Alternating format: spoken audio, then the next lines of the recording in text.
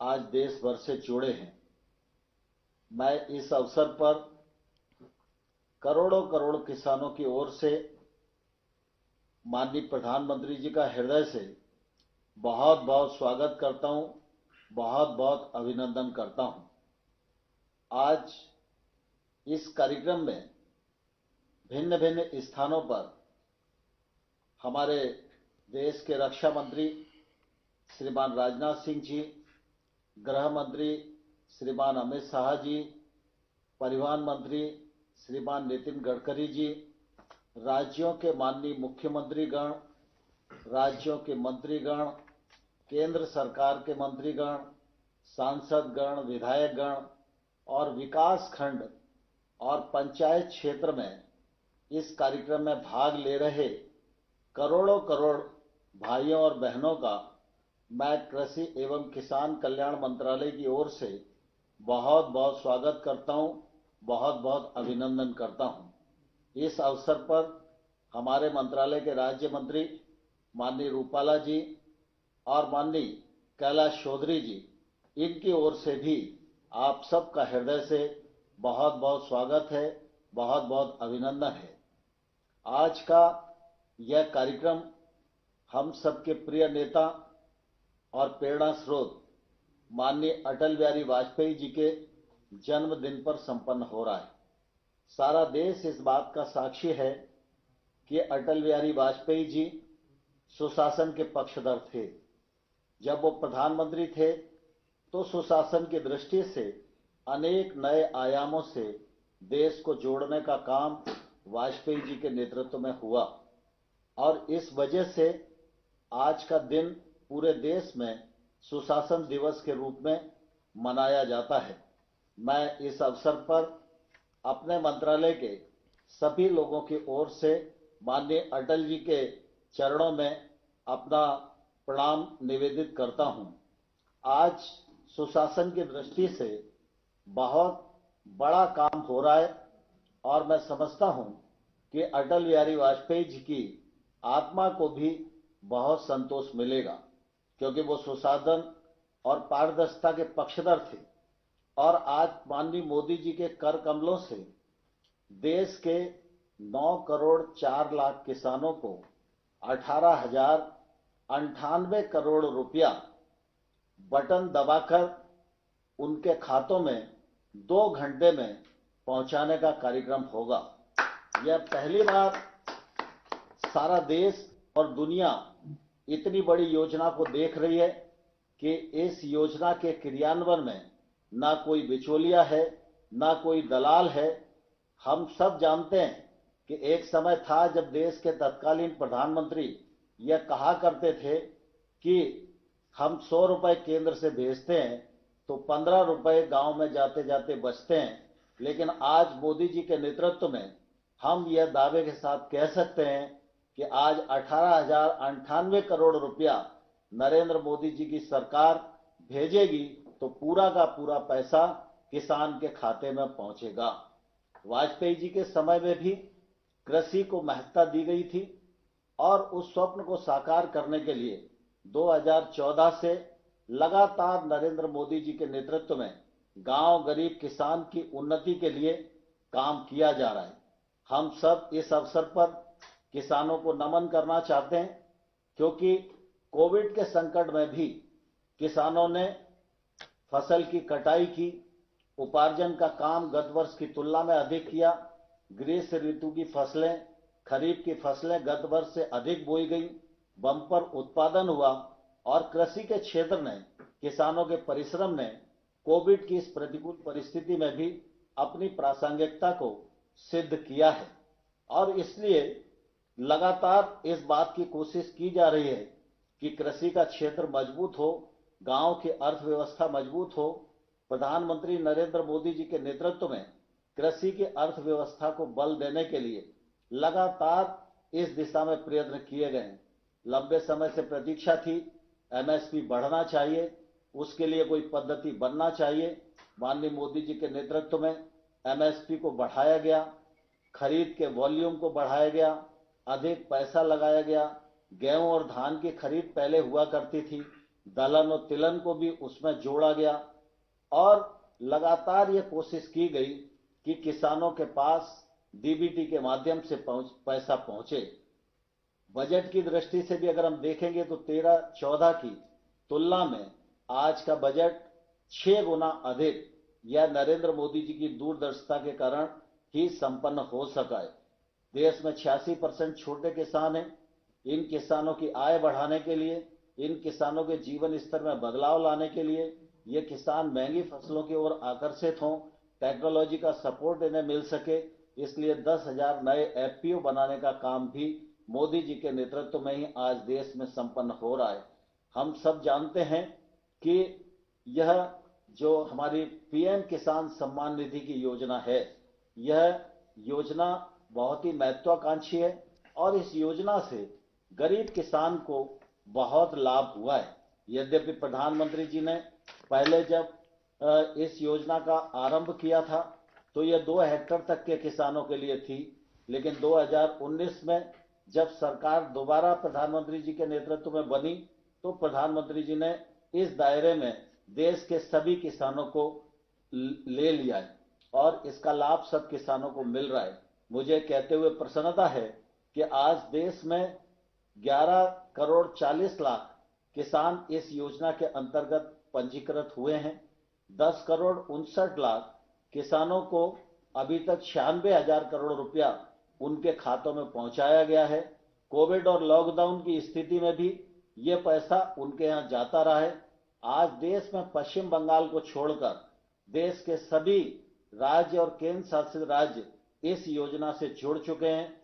पश्चिम बंगाल के 70 लाख किसान लगभग हैं जो पात्रता की सूची में हमारे अनुमान के अनुसार आ सकते हैं। उनको हर साल 4,0200 करोड़ रुपया प्रतिवर्ष मिल सकता है, लेकिन अभी पश्चिम बंगाल की सरकार ने इस मामले में निर्णय नहीं किया है। मैं इस अवसर पर पश्चिम बंगाल सरकार को भी अनुरोध करना चाहता हूं कि जल्दी से जल्दी वो इस योजना से जुड़ें, जिससे 4,200 करोड़ रुपया जिस लाभ से पश्चिम बंगाल के किसान वंचित रह रहे हैं उनको वंचित न होना पड़े और वो भी इसका लाभ उठा सकें। सारा देश इस बात को जानता है कि प्रधानमंत्री जी ने जहां एक के बाद एक कृषि के क्षेत्र में गैप भरने का काम किया, 1 लाख करोड़ का इंफ्रास्ट्रक्चर फंड का विषय हो, चाहे फूड प्रोसेसिंग के लिए फंड्स के प्रावधान का विषय हो और चाहे नए कानूनों के माध्यम से किसानों को स्वतंत्र करने का मामला हो और किसानों के जीवन स्तर में बदलाव लाने का मामला हो, हर क्षेत्र में प्रधानमंत्री जी के नेतृत्व में सफलतापूर्वक कदम उठाए हुए हैं। सारा देश इन कदमों का स्वागत कर रहा है। मुझे इस अवसर पर यह भी कहना पड़ रहा है कि पंजाब सहित थोड़े से कुछ किसान भाई और बहन हैं जिनके मन में कहीं ना कहीं नए कानूनों के मामले में भ्रम पैदा हुआ है।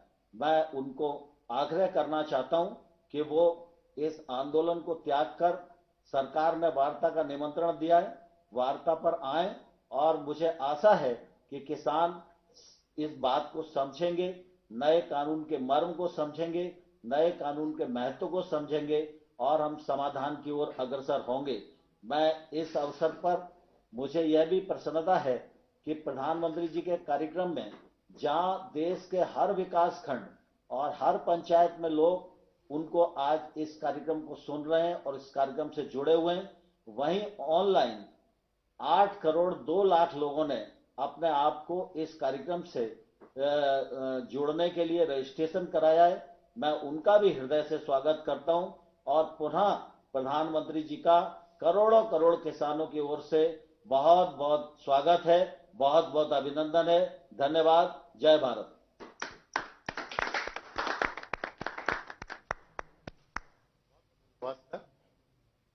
अब हम पीएम किसान योजना के तहत देश में लाभान्वित किसानों के अनुभव की लघु वीडियो फिल्म चलाने का अनुरोध करते हैं। 24 फरवरी 2019 24 फरवरी 2019 ये वो तारीख थी जब किसानों के हितों के लिए प्रतिबद्ध भारत सरकार ने देश के अन्नदाता को एक नया सहारा और उसके योगदान को सम्मान दिया। किसानों को सीधी मदद देने के लिए पीएम किसान सम्मान निधि आज उत्तर प्रदेश की पवित्र धरती से देश के करोड़ों किसानों के चरणों में अर्पित करता हूं। दशकों से उपेक्षित और विकास से वंचित हमारे अन्नदाता को हर वर्ष 6,000 रुपए की सहायता राशि आज सशक्त बना रही है। और पिछले 2 सालों में प्रधानमंत्री किसान सम्मान निधि योजना के तहत अब तक 10 करोड़ 60 लाख भूजोतधारी किसानों के खातों में 95,000 करोड़ रुपए जमा किए जा चुके हैं।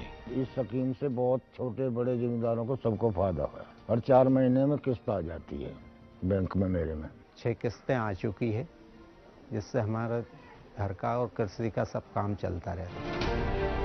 हर 4 महीने में 2,000 रुपए की किश्त बैंक खातों में सीधे पहुंचने पर जहां किसानों की बीज, खाद, कीटनाशक जैसी बुनियादी जरूरतें पूरी हुई, वहीं इस सम्मान राशि ने हमारे कृषक भाइयों को महाजन के कर्ज में डूबने से बचाया है। हमें हर वक्त साहूकार के पास जाना पड़ता था, भाई हमें 1,000 रुपए दे दे, 2,000 रुपए दे दे, कर्जा पानी से अपनी व्यवस्था चला पाते थे। अब हमें वो सब जरूरतें ना अपने बैंक से सम्मान निधि से पूरी हो जाती है। જે પૈસા મળ્યા એનાથી આ વર્ષે અમારે ખાતર, બિયારણ, દવાઓનો ખર્ચો નીકળી જાય છે। તેનાથી સમયસર દવાઓ અને ખાતર મળવાથી ઉત્પાદન પણ સારું આવ્યું અને એનાથી ખૂબ અમને આ વર્ષે લાભ થયો। ఇప్పుడు మాకు నేరుగా వచ్చినందున ఈ పైసలు మాకు మంచి అవసరం పడుతున్నవి। ఈ పథకం ప్రవేశపెట్టిన ప్రైమ్ మినిస్టర్ గారికి నా యొక్క నమస్కారాలు। उधर कोरोना काल में लॉकडाउन के दौरान भी 43,000 करोड़ रुपए से अधिक की सम्मान राशि ने किसानों को न किसी के सामने झुकने दिया और न ही उनके कृषि कार्य को रुकने दिया।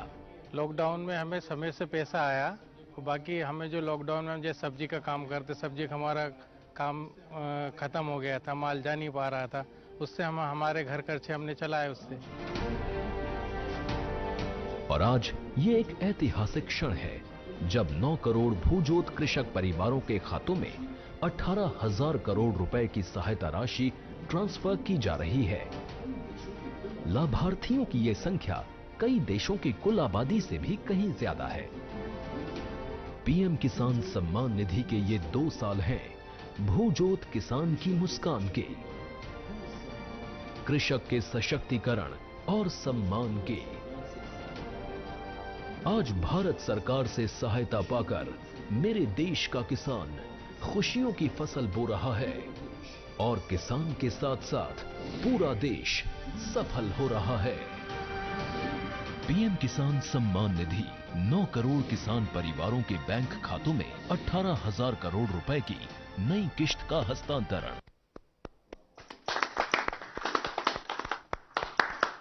वीडियो के लिए धन्यवाद। भारत के सभी हिस्सों से इस योजना के सकारात्मक अनुभव और प्रतिक्रिया देखकर हार्दिक अनुभूति हुई। अब हम माननीय प्रधानमंत्री जी से अनुरोध करेंगे कि वे बटन दबाएं और प्रत्यक्ष लाभ अंतरण के माध्यम से 9 करोड़ से अधिक किसानों को 18,000 करोड़ रुपए से अधिक की धनराशि जारी करें। यह राशि लाभार्थियों के बैंक खातों में आज ही तत्काल अंतरित हो जाएगी। माननीय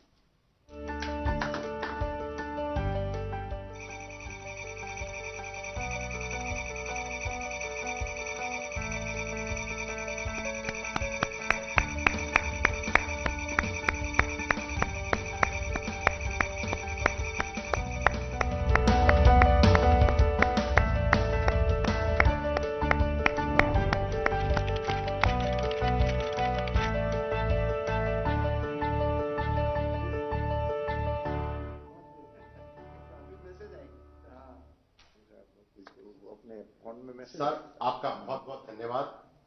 अब माननीय प्रधानमंत्री जी से देश के विभिन्न भागों के किसानों के साथ इस विभाग की योजनाओं के तहत उनके अनुभव के बारे में परस्पर बातचीत करने के लिए आमंत्रित करना चाहते हैं। सबसे पहले मैं अरुणाचल प्रदेश के लोअर दिबांग वैली जिले के श्री गगन पेरिंग जी से आमंत्रित करूंगा कि वे पीएम किसान योजना के साथ ही ऑर्गेनिक एफपीओ के लाभार्थी हैं। श्री गगन पेरिंग जी। गगन जी नमस्कार। प्रणाम सर। जय हिंद। अरुणाचल के लोगों को तो जय हिंद कहना होता है। आपको पीएम किसान सम्मान निधि से जो पैसा मिल रहा है उसको आप कैसे उपयोग करते हैं? गगन जी इतने दूरी पर हैं, इतने पहाड़ों में हैं, कैसे करते हैं आप? सर मुझे हर साल हर महीने के चार महीने के पीछे 2000 करके 3 बार मिला। कुल मिला के मुझे 6000 मिला। उस पैसे को मैं ऑर्गेनिक खाद, दवा और कुछ मजदूरी के ऊपर कर सकिया। और फिर किस प्रकार से इसको आगे बढ़ाया? क्योंकि ऑर्गेनिक फार्मिंग किया तो कुछ तो करना पड़ा होगा आपको। सर एफपीओ बनाया हमने, फार्मर प्रोड्यूसर कंपनी बना के हमारा उसको और आगे बढ़ा रहा है अभी। अच्छा, एफपीओ यानी फार्मर प्रोड्यूसर ऑर्गेनाइजेशन चलाते हैं और वो भी ऑर्गेनिक फार्मिंग से जुड़े किसानों का। आपके साथ कितने किसान जुड़े हैं और ये कैसे काम करता है? सर सुनाई दे रहा है गगन जी मेरी बात? सर कितने किसान जुड़े हैं आपके साथ और किस प्रकार से काम करते हैं? 446। अच्छा, ऑर्गेनिक अदरक उगाते हैं हम। क्या क्या उगाते हैं? ऑर्गेनिक अदरक, जिंजर। अच्छा, जिंजर। और जिंजर उगाते हैं। और क्या मार्केट मिल जाता है? मार्केट फिलहाल तो सर अभी अपना इंडिया के अंदर में हमने बेंगलोर में पिछला बार बेचा, उसके बाद दिल्ली में। अच्छा, मतलब आप एक प्रकार से छोटे किसानों को प्राइवेट कंपनी के साथ जोड़ते भी हैं। क्या वो कंपनी जो आपसे जिंजर खरीदती है वो आपसे जिंजर ही ले जाती है कि जमीन भी उठा के ले जाती है?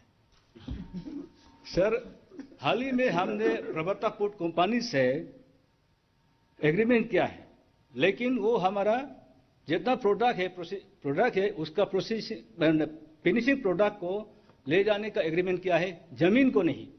जमीन अपना है, अपना ही रहेगा। आप अरुणाचल के इतने कोने में बैठे हैं, आपको विश्वास है कि आपकी जमीन सुरक्षित है, लेकिन कुछ लोग ऐसा भ्रम फैला रहे हैं कि आपकी फसल का कोई कॉन्ट्रैक्ट करेगा, एग्रीमेंट करेगा तो जमीन भी चली जाएगी। अब इतना झूठ बोल रहे हैं। अच्छा हुआ गगन जी आपने अपना अनुभव शेयर किया, मैं आपका बहुत आभारी हूं। और आपने इतने सारे किसानों को जोड़ा है, ये भी बहुत प्रसन्नता का विषय है। मैं धन्यवाद करता हूं आपका। धन्यवाद गगन जी। अब मैं उड़ीसा के नौपाड़ा जिले के श्री नवीन ठाकुर जी को आमंत्रित करूंगा, जो पीएम किसान योजना के साथ साथ किसान क्रेडिट कार्ड योजना के भी लाभार्थी हैं। श्री ठाकुर जी। नवीन जी, जय जगन्नाथ। माननीय प्रधानमंत्री जी, मेरा नमस्कार। बताइए क्या किस प्रकार के योजना का आपको लाभ हुआ, क्या कहना चाहेंगे आप?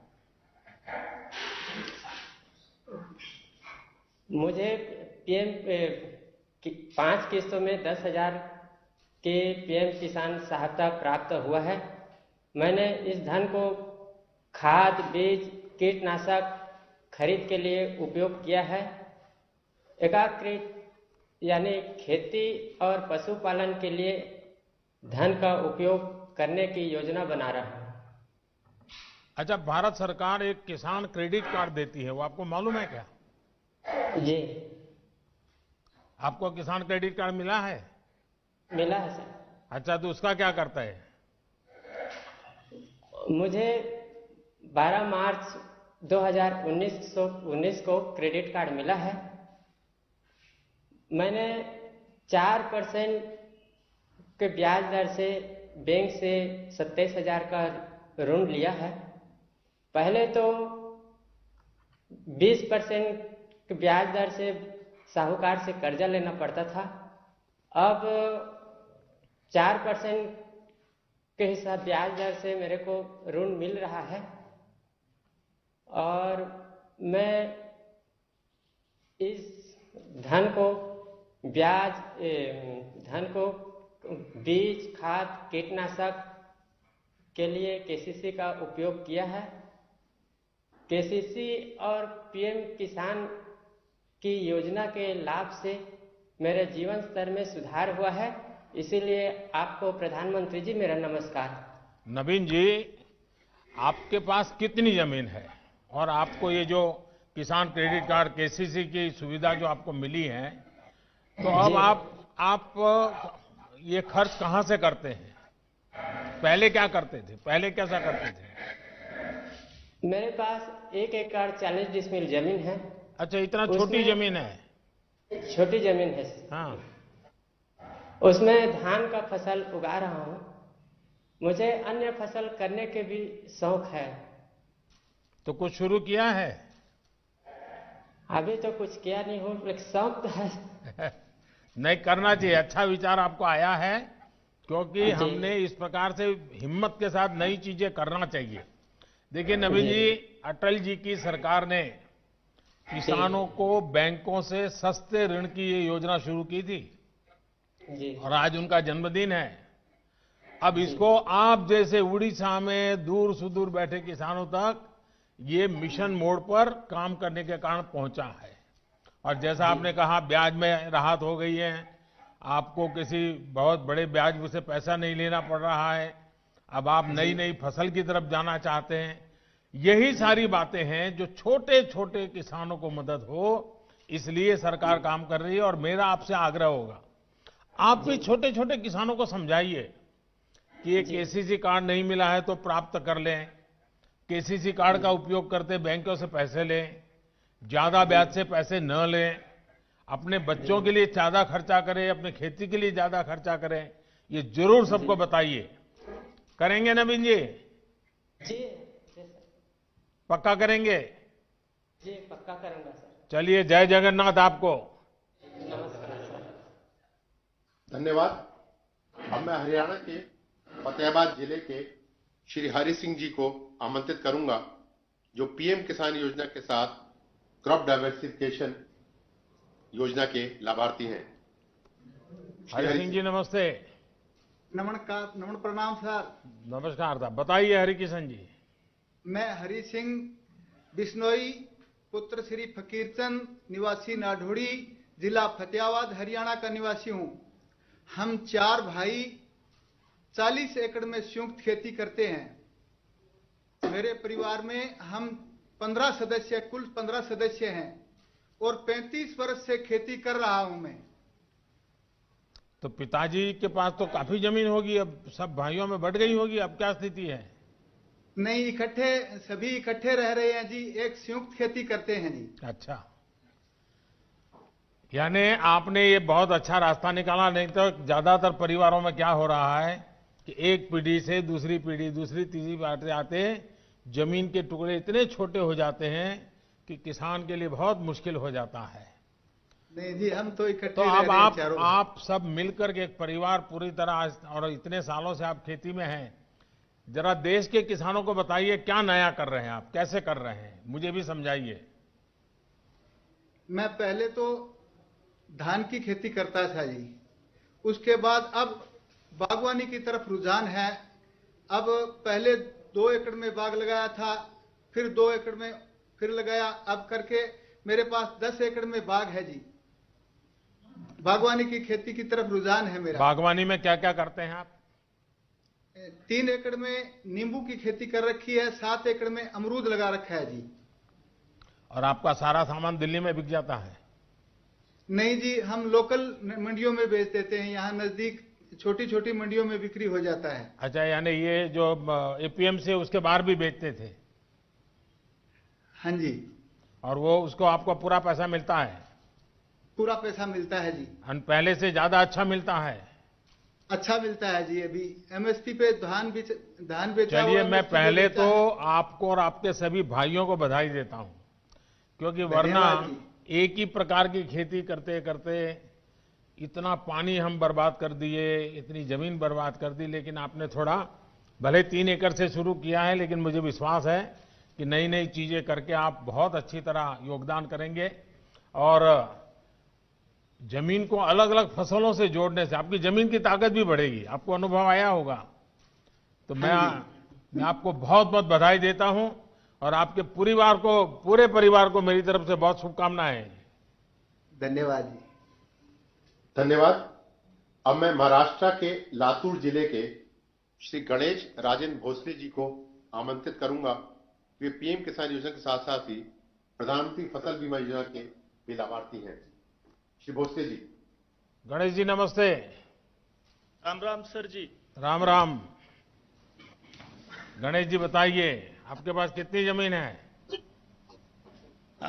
मेरा नाम गणेश राजेंद्र भोसले है। मैं महाराष्ट्र के लातूर जिले के औसा तालुका के मातुला गांव का रहवासी हूं।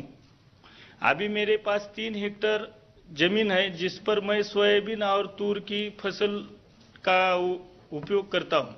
पहले क्या करते थे गणेश जी? पहले यही खेती में काम था, सोयाबीन, तूर, चना। और खेती के सिवाय भी कुछ करते होंगे कि सिर्फ खेती करते हैं? नहीं, खेती के सिवाय सर जी मेरे पास 9 गाय है और 13 भैंस है, जिसका मैं दूध निकाल कर खेती में उसका पैसा लगाता हूं। अच्छा, यानी पशुपालन भी अच्छी तरह करते हैं आप? हाँ सर जी। अच्छा, मुझे बताइए गणेश जी, सच बताना। हाँ सर। खेती में ज्यादा कमाई होती है कि पशुपालन में? खेती में भी होती है और उससे खेती के अलावा पशुपालन से मेरे को दूध मिलता है और उस दूध को मैं बेचकर मेरा परिवार और मेरे खेती में भी उसका राशि का चयन होता है सर जी। अच्छा, फसल बीमा योजना का कोई लाभ कभी लिए हैं आपने? फसल बीमा योजना से जुड़े हैं आप? हाँ सर जी, मैं बहुत सालों से फसल बीमा योजना से जुड़ा हूँ। कल मौसम में 2019 के मौसम में मैंने प्रधानमंत्री पीक फसल योजना बीमा में मैंने लाभ लिया है। कितना लाभ मिला? कितने पैसे मिले आपको? मैंने 2019 को प्रधानमंत्री फसल योजना में 2580 रुपए का प्रीमियम किया था, लेकिन पिछले साल बहुत बड़ी बारिश की वजह से सोयाबीन फसल का बहुत नुकसान हो गया और उसके कारण मुझे 54,000 रुपए का राशि मिला है। यानी इंश्योरेंस आपने कंपनी 2,500 रुपया दिया था और 54,000 रुपया मिला? 2580 रुपए का प्रीमियम किया था मैंने। अच्छा, यानी 2,500 रुपया? हाँ सर। हाँ, और आपको मिला 54,000? 54,315 रुपए का मुझे राशि मिला सर। तो ये सब गांव वालों को मालूम है? सब किसानों को मालूम है सर। तब अब सारे किसानों का मन करता है कि फसल बीमा लेंगे? हाँ सर, सभी किसान भाई मेरे साथ आप प्रधानमंत्री पीक फसल योजना से जुड़े हुए। देखिए, मुझे बहुत खुशी हुई कि आपने, और ये बहुत अच्छी स्कीम है। हाँ, उससे हर किसान को फायदा हो रहा है सर जी। चलिए गणेश जी, मुझे अच्छा लगा आपने सारी योजनाओं का लाभ लिया है। मैं आपका अभिनंदन करता हूं। धन्यवाद गणेश जी। अब मैं मध्य प्रदेश के धार जिले के श्री मनोज पाटीदार जी को आमंत्रित करूंगा, जो पीएम किसान योजना के साथ ही डायरेक्ट मार्केटिंग करने के लाभार्थी हैं। श्री पाटीदार नमस्ते। सादर प्रणाम प्रधानमंत्री जी। प्रणाम जी। बताइए मनोज जी। सर, मेरा नाम मनोज पाटीदार, पिता रामेश्वर जी पाटीदार, ग्राम चिकलिया, धार जिला, मध्य प्रदेश से मैं बात कर रहा हूं सर। मेरे परिवार में हम 6 सदस्य हैं। मेरे माता पिता, मैं, मेरी पत्नी, मेरी एक बेटी और एक बेटा है। यहाँ सब आपसे रूबरू होने आए हैं सर यहाँ। अरे वाह। और मैंने कक्षा 10वीं तक पढ़ाई की है और बाकी की पढ़ाई मैंने परम पूजनीय पांडुरंग शास्त्री आठवले जी द्वारा निर्मित जो तत्व ज्ञान विद्यापीठ, उनका जो गुरुकुल है, बाकी की पढ़ाई मैंने वहां की है। तो कहाँ, अहमदाबाद वाले तत्व ज्ञान में पढ़ते थे कहीं और? जी सर, अहमदाबाद भी गया था और मुंबई भी 1 वर्ष के लिए गया था। अच्छा। और मेरे संयुक्त परिवार की सब होके 6 हेक्टेयर जमीन है, जिसमें मैं रबी में गेहूं, चना, मटर, लहसुन और प्याज की खेती करता हूं और खरीफ में सोयाबीन और मक्का की खेती करता हूं सर। क्या अनुभव है बताइए, क्या लाभ हो रहा है, सरकार की किस योजना का लाभ रहे हैं आप? सर मुझे किसान सम्मान निधि 5 बार की मिली है और 5 बार मिली और 10,000 टोटल रुपए मुझे प्राप्त हुए, जिसका मैंने अपनी दवाई, खाद, बीज जहां जैसी जरूरत लगी वहां वैसा मैंने उसका उपयोग कर लिया। ट्रैक्टर भाड़ा जरूरत पड़ी तो वहां भी दे दिया। मतलब मुझे उसका सही टाइम टू टाइम उसका पेमेंट आया और उसको मैंने उपयोग कर लिया। इस साल जब से ये नए कृषि सुधार कानून आए हैं, उसके पहले जो फसल आपने बेची है, तो इससे आपके जीवन में पहले और आज की तुलना में क्या फर्क आया? कोई अंतर समझा सकते हैं आप?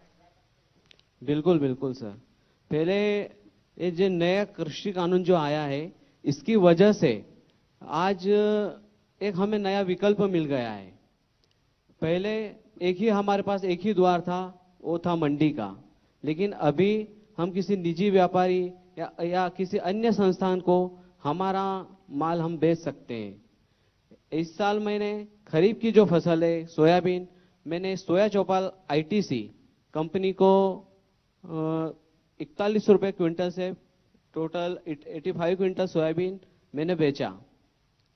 वहां मुझे उसकी खासियत ये लगी चौपाल की कि वहां पे एक दिन पहले ही हमें दर प्राप्त हो जाती है और हमारे सामने बड़ा कांटा होता है, उसे हमारे सामने चेक भी करवाया जाता है और सेम डे हमें पेमेंट मिल जाता है। और वहाँ की दूसरी भी अच्छी खासियत है कि हमारा जो माल है हमारे सामने उसका परीक्षण किया जाता है कि भाई इसमें इतनी दागी है, इतनी मिट्टी है, इतना मॉइस्चर है, और वो हमें डिटेल में सब बता देते हैं कि भाई इतना इतना है, आपको चाहे तो ये रेट है आपका, आप चाहो तो बेचो या आपकी इच्छा। तो नए कृषि कानून से मुझे ये जो एक और द्वार मिला है हमारा माल बेचने का, ये बहुत अच्छा लगा। आपको संतोष है? जी सर। आपके इलाके के और भी किसान फायदा उठाते हैं?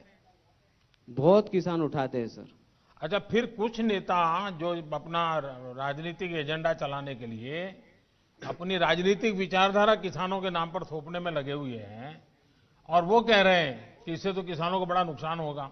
आप तो खुद किसान हैं और आप कह रहे हैं फायदा होगा, तो कहीं ऐसा तो नहीं है प्राइवेट वाले दाम इधर उधर करके मिट्टी है, टिकना है, फलाना है और आपके पैसे काट लेते हैं? ऐसा तो नहीं होता है ना सर? अगर ऐसा वो बता देंगे तो हम हमारा माल देंगे ही नहीं, और दूसरी बात वो हमें हमारा पूरा परीक्षण हमारे सामने करके देते हैं। मतलब अलग से किधर लेके नहीं जाते हैं, हमारे सामने हमको बताते हैं कि ये इसमें इतना मिट्टी है तो इतना पेमेंट इसका कटेगा या नहीं कटेगा, या तो वो हमें सलाह दे देते हैं कि आप भाई इसको ग्रेडिंग करके ले आओ, मॉइस्चर हो तो सूखा कर ले आओ।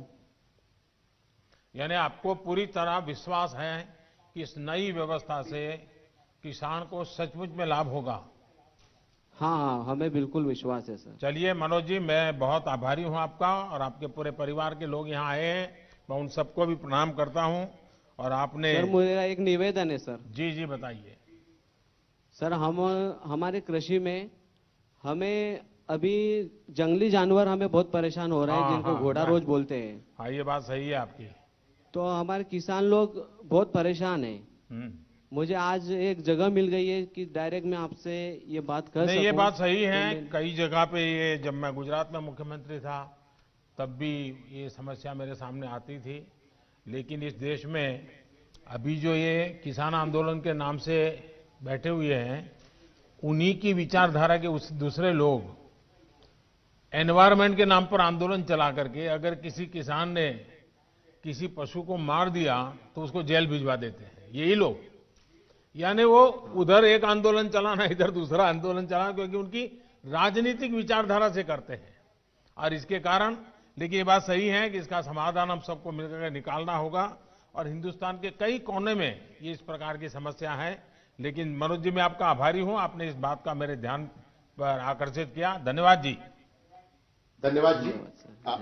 अब मैं तमिलनाडु के कृष्णगिरी जिले के श्री एम सुब्रमणी को आमंत्रित करूंगा, जो पीएम किसान योजना के साथ ही सूक्ष्म सिंचाई योजना के भी लाभार्थी हैं। श्री सुब्रमणी जी। वणक्कम। वणक्कम। प्रदमर वणक्कम। हाँ, बोलिए। உங்களை பற்றி சொல்லுங்க, உங்கள் இதை பற்றி குடும்பத்தை பற்றி சொல்லுங்க, உங்களுக்கு எவ்வளோ ஜமீன் நிலம் இருக்குதோ அதை பற்றி சொல்லுங்க. வணக்கம் பிரதமருக்கு. என் பேர் சுப்பிரமணி, கிருஷ்ணகிரி மாவட்டம். என் குடும்பத்தில் 4 பேர் இருக்கிறோம். எங்களுக்கு வந்து 4 ஏக்கர் நிலம் இருக்குது. விவசாயம் செஞ்சுன்னு வர்றோம். தக்காளி 2 ஏக்கரை போட்டுருக்கோம். பட்டன் ரோஸ் 1 ஏக்கரை போட்டு இருக்கிறோம். मेरा नाम सुब्रमण्य है. मेरा परिवार में 4 सदस्य हैं. वो 4 सदस्य मिलकर हम खेती करते हैं. मेरा पत्नी, मैं और मेरा 2 लड़का हैं. और जो है वो मेरे पास 4 एकड़ जमीन है. उसमें से अभी जो टमाटर और जो गुलाब के फूल का पौधा जो मैं बताऊं. आप इतना बढ़िया हिंदी कैसे बोलते हैं? साहब मैं भोजपुरी सैनिक हूं साहब. अच्छा, फौज में थे? फौज में था साहब. अच्छा, वाह. तो आपने और भी फसल आप कर रहे हैं, और पानी की स्थिति क्या है? क्योंकि चेन्नई वगैरह में तो पानी की बड़ी दिक्कत है, तो गांव में और दिक्कत कैसी होती होगी? தண்ணி ரொம்ப கம்மியா கிடைக்குது, எப்படி நீங்க விவசாயம் பண்றீங்க அப்படின்னு கேட்கறாரு. தண்ணி வந்து கம்மியாக கிடைக்கிறதுக்கு நான் வந்து சொட்டு நீர் பாசனம் மூலிமா, தோட்டக்கலைத்துறை மூலிமா சொட்டு நீர் பாய்ச்சிட்டு வர்றேன். அவங்க வந்து சொல்லணும் 33,000 சொல்லணும். 1,33,000 ரூபாய்க்கு 100% மானியம் மூலிமா எங்களுக்கு இலவசமாக 3 ஏக்கருக்கு சொட்டு நீர் பாசனம் வசதி செஞ்சு கொடுத்துறாங்க. அதனால் வந்து 1 ஏக்கரா நிலம் வடிகால் மூலமாக பாய்ச்சிட்டு இருந்தேன். இப்போ வந்து 3 ஏக்கராவும் விவசாயம் செய்கிறேன். அதனால் எனக்கு 100% மூலியம் லாபமாகவும் 40,000 ரூபாய் வருமானம் வச்சு போன வருஷம். இந்த வருஷம் சொட்டு நீர் தோட்டக்கலை மூலியமாக வழங்குறதுனால எனக்கு 1,40,000 ரூபாய் வருமானம் வந்து இருக்குது. இதில் வந்து 40,000 போக மீது 1 லட்சம் மீதம் இருக்குது. साहब जी मुझे पहले जो बहुत पानी के यहाँ का कमती वजह से 4 एकड़ जमीन होने के बावजूद भी मुझे 1 ही एकड़ का जो जमीन का पानी का जो पूरा होता था. अभी जो ये ड्रिप इरिगेशन करके, ये जो ड्रिप इरिगेशन के बारे में जो हॉर्टिकल्चर का जो अधिकारी लोग मुझे सलाह देने की वजह से, सलाह के साथ साथ इन्होंने 1,33,000 की जो है इन्होंने जो 100% जो मान्यता दिया है, मान्यता सब्सिडी दिया है. सब्सिडी देने के बाद और उन्होंने साथ साथ मुझे ड्रिप का लगा कर भी दिया था. अभी लगाने की वजह से मुझे पहले 1 एकड़ का जो है वो पानी मिलता था, पूरा होता था. आजकल 3 एकड़ का जमीन को मेरा पानी पूरा हो जाता है. उसका वजह से मुझे पिछले जो इसमें जो ड्रिप इरिगेशन के पहले मैं 40,000 ही कमाता था 1 एकड़ के जमीन की वजह से. अभी जो है 3 एकड़ के जमीन होने की वजह से मुझे 1,40,000 का जो है वो धन मिलता है. अभी उसमें मुझे पहले ड्रिप इरिगेशन के पहले मुझे 40,000 मिलता था. अभी जो 1 लाख मुझे फालतू लाभ मिलता है, इसमें मैं बहुत खुश हूं. सुब्रमण्य जी, मैं आपको सबसे पहले बधाई देता हूं कि आपने कमाई तो की, लेकिन आपने मानव जात की सेवा की है, क्योंकि आपने पानी बचाया है. और सरकार की ये जो ड्रिप इरिगेशन, माइक्रो इरिगेशन की योजना है, जो पूरे देश में बहुत बड़ा अभियान चल रहा है, उसका आपने फायदा उठाया. और इस फायदे के कारण आपका 1 लाख रुपया आय भी बढ़ी, पानी भी बचा, आय भी बढ़ी, और आपकी जमीन का उपयोग भी हुआ. और इसलिए ये आपने ये लंबी सोच के साथ ये विचार किया, इसके लिए आप बहुत अभिनंदन के अधिकारी हैं.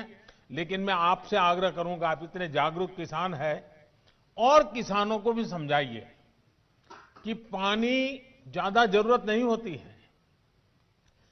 अगर पानी को बूंद बूंद डालें तो भी अच्छी फसल होती है. लेकिन किसान के मन में क्या है कि जब तक पूरा खेत पानी से भरा हुआ देखता नहीं, तब तक उसको लगता है कि कुछ रह गया. हकीकत में तो पानी उसके मूल में जाना चाहिए और बूंद बूंद से जा सकता है.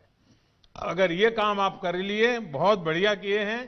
और यहां तो मेरे सामने जय जवान भी है, जय किसान भी है. चलिए, वणक्कम आपको. धन्यवाद सुब्रमणि जी. अब मैं उत्तर प्रदेश के महाराजगंज जिले के श्री राम गुलाब को आमंत्रित करूंगा, जो कि पीएम किसान योजना के साथ साथ फार्मिंग एग्रीमेंट भी करते हैं. श्री राम गुलाब जी. राम गुलाब जी नमस्ते. प्रणाम सर, आपके चरणों में. हमारा नाम राम गुलाब है. मैं बनग्राम बीट मरकदवा राजा जिला महाराजगंज उत्तर प्रदेश के एक छोटा किसान हूं. मेरे पास महोदय 1.5 एकड़ जमीन है। इसमें हम धान, गेहूं और सब्जी की खेती करता हूं। मेरे परिवार में महोदय मेरे माता पिता एवं 3 बच्चे एवं उनकी बहुएं भी आ चुकी हैं। कुल 10 परिवार से हम रहते हैं एक साथ। तो इतनी छोटी जमीन का टुकड़ा और इतना बड़ा परिवार, आपने कैसा व्यवस्था क्या नई बनाई है? सर, हम एक किसानों के साथ मिलकर के एक एफपीओ का गठन किए हैं, जिसमें हमारे 100 किसानों से हम महोदय शुरू किए हैं, जिसे आपसे कहने में बड़ा खुशी, आभार व्यक्त करते हैं कि आपसे हम रूबरू हो रहे हैं। और वह खेती जो है सबके साथ मिला करके एफपीओ के द्वारा हम सर करते हैं। वह शकरकंद की खेती नए प्रजाति में इस समय कर रहे हैं। अच्छा, आपके 100 के 100 किसान जो है, जिनका आपने समूह बना दिया है, एफपीओ बनाया है, सबके सब शकरकंद की खेती करते हैं? नहीं सर, अभी इन साल नया फसल ये आई है। और हम पहले सर धान, गेहूं एवं सब्जी की खेती अधिक मात्रा में करते थे। इस समय लगभग 10 टन देने के लिए एग्रीमेंट अहमदाबाद कंपनी से महोदय हम इस समय किए हैं। जिला महाराजगंज सभागार में, कलेक्ट्रेट सभागार में, और उसमें कृषि विभाग एवं नाबार्ड और महोदय एक एनजीओ महाराजगंज के मुख्यधार हैं विनोद कुमार तिवारी सर, इनके माध्यम से हम। तो ये आपके साथ जो 100 किसान जुड़े हैं, उसमें बड़े किसान हैं कि छोटे किसान हैं? सर, उसमें सब छोटे छोटे किसान हैं और सब बनटानिया के ही किसान हैं। महाराजगंज में महोदय 18 बनटानिया किसान, 18 बनग्राम हैं, जिनमें से पहले 100 किसान से हम जुड़ करके इस समय महोदय 300 से ऊपर किसान इसमें जुड़ चुके हैं। अरे वाह! तो ये अहमदाबाद की कंपनी आपसे माल खरीद रही है, आपको पूरे पैसे दे रही है? सर, हमसे उनसे एग्रीमेंट हुआ है। हम पहले 10 से 15 रुपए किलो हम उसको बेच देते थे लोकल मार्केट में, और उनसे हमसे 25 रुपया का एग्रीमेंट हुआ है, और वो हमारे घर से लेके जाएंगे। अरे वाह! इसमें हमें किसी प्रकार का भाड़ा नहीं देना है, ना ही कोई बिचौलिया का है। तो आपको ये नए कृषि सुधार के कारण सबसे बड़ा लाभ होगा, ऐसा आपको लगता है? जी। और ये जमीन तो नहीं चली जाएगी ना? नहीं सर, इससे तो हम देख रहे हैं जमीन नहीं जाएगी, केवल हमारे फसल के उत्पाद का ही एग्रीमेंट झूठ फैलाया जा रहा है जी। आप जैसे लोग जब बोलते हैं तब विश्वास लोगों का बढ़ता है कि भाई इसे जमीन नहीं जाती है, हमारे फसल बिकती है, और फसल पहले बर्बाद होती थी, अब बिकती है। चलिए, मैं आपको बहुत बधाई देता हूं। और आपने खुद का तो किया, लेकिन छोटे 300 किसान तक आप पहुंच गए। मैं मानता हूं ये महाराजगंज में आपके द्वारा बहुत बड़ी क्रांति आएगी और इसकी बात पूरे उत्तर प्रदेश में फैलेगी, बहुत बड़ा लाभ होगा। मैं आप सबको बहुत बहुत बधाई देता हूं। धन्यवाद सर, रामगोपाल जी की तरफ से हम आपको हार्दिक दिल से अभिनंदन करता हूं। बस किसानों के आशीर्वाद बने रहे ताकि हम देश के किसानों का कल्याण करते रहें। श्री राम गुलाब जी, आपका बहुत बहुत धन्यवाद। अब हम माननीय प्रधानमंत्री जी से देश को संबोधित करने का अनुरोध करते हैं। देश भर से जुड़े मेरे किसान भाई बहन, इस कार्यक्रम में देश में अलग अलग स्थानों से जुड़े केंद्र सरकार के मंत्रीगण, राज्य सरकारों के मंत्रीगण, आदरणीय सभी मुख्यमंत्रीगण, पंचायत से लेकर के पार्लियामेंट तक चुने हुए सारे जनप्रतिनिधि और सब गांवों में जाकर के किसानों के बीच में बैठे हैं। मैं आप सबको और मेरे किसान भाइयों बहनों को मेरी तरफ से नमस्कार। किसानों के जीवन में खुशी ये हम सभी की खुशी बढ़ा देती है।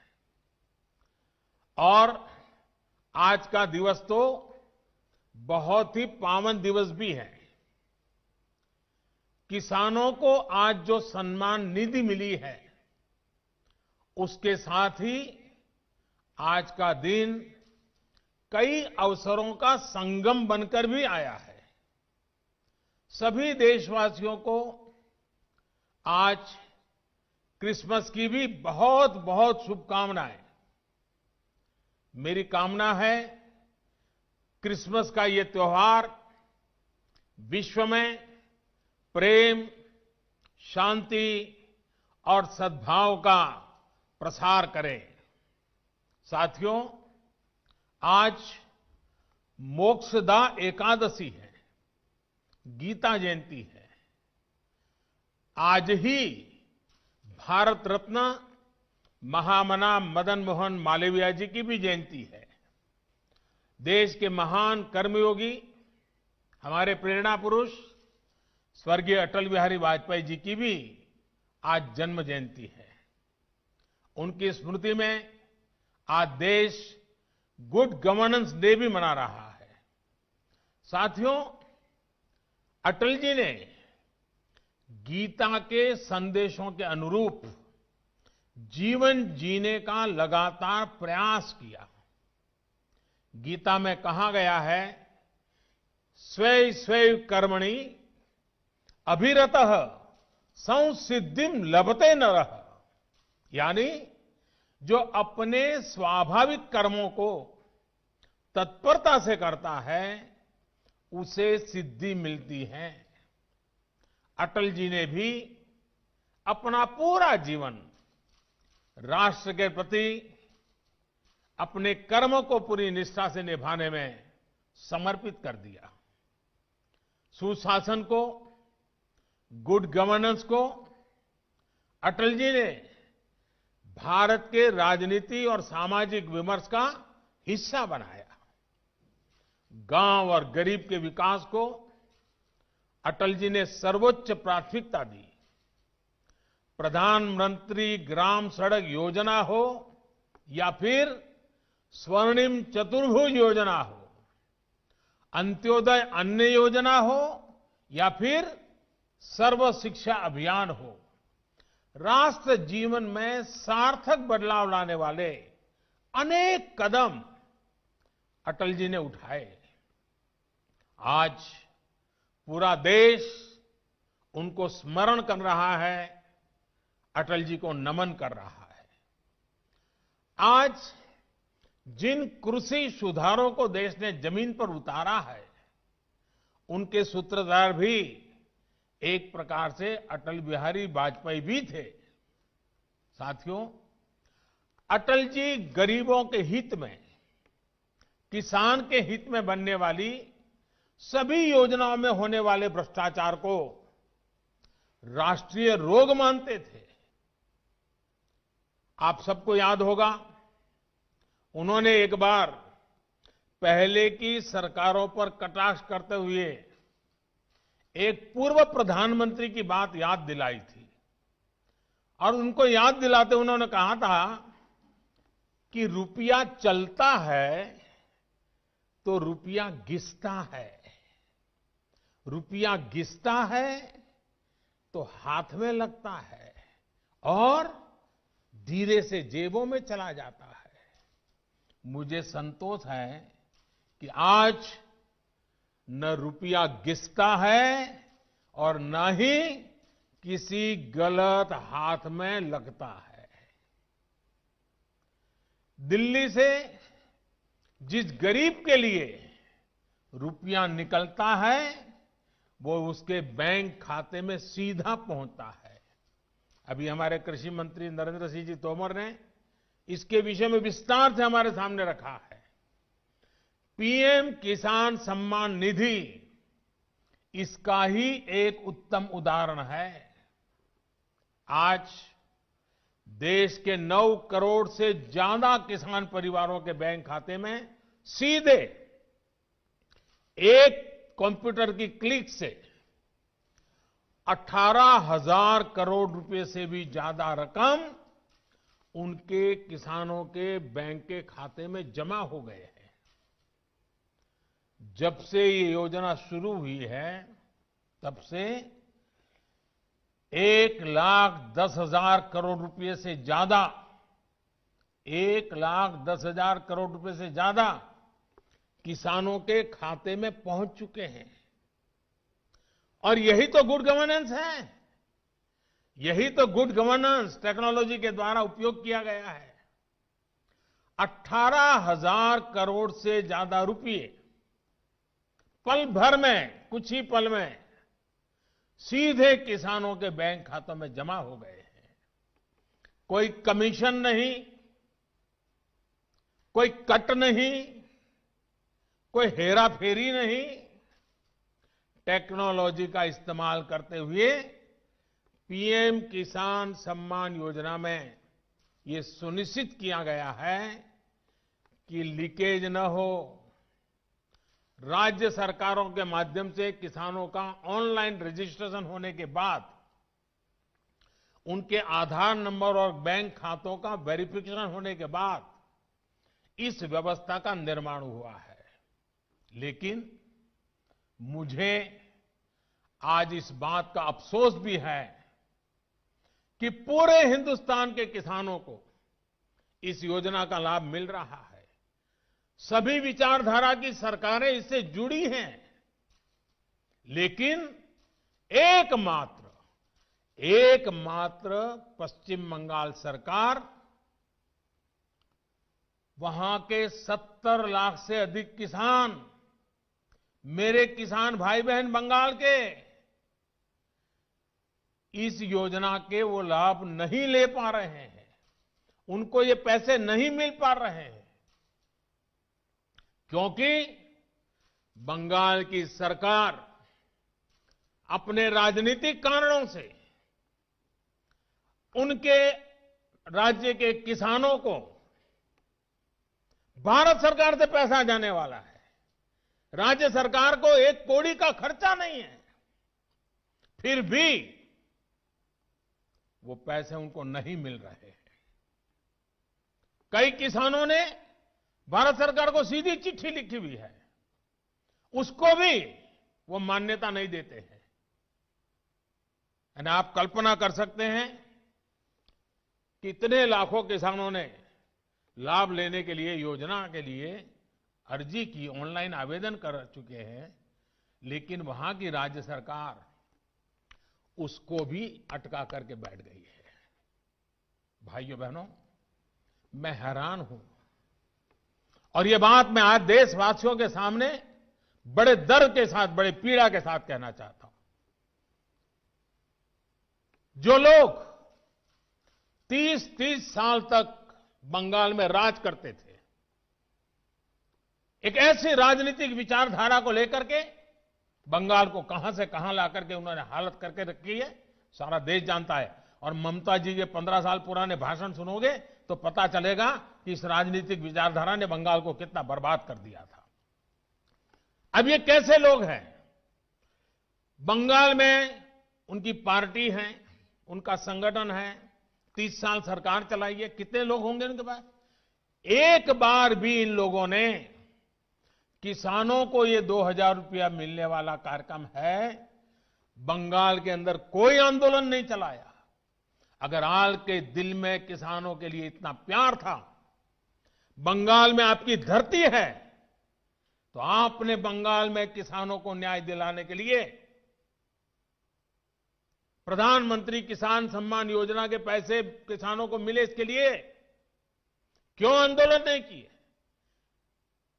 क्यों आपने कभी आवाज नहीं उठाई?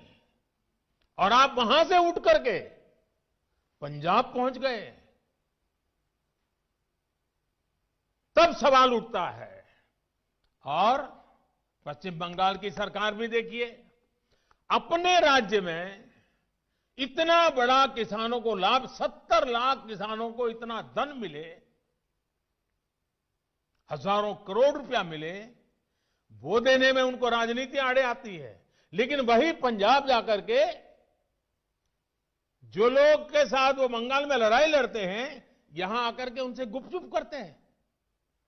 क्या देश की जनता इस खेल को नहीं जानती है? क्या देश की जनता को इस खेल का पता नहीं है? जो आज विपक्ष में हैं, उनकी इस पर जुबान क्यों बंद हो गई है? क्यों चुप है?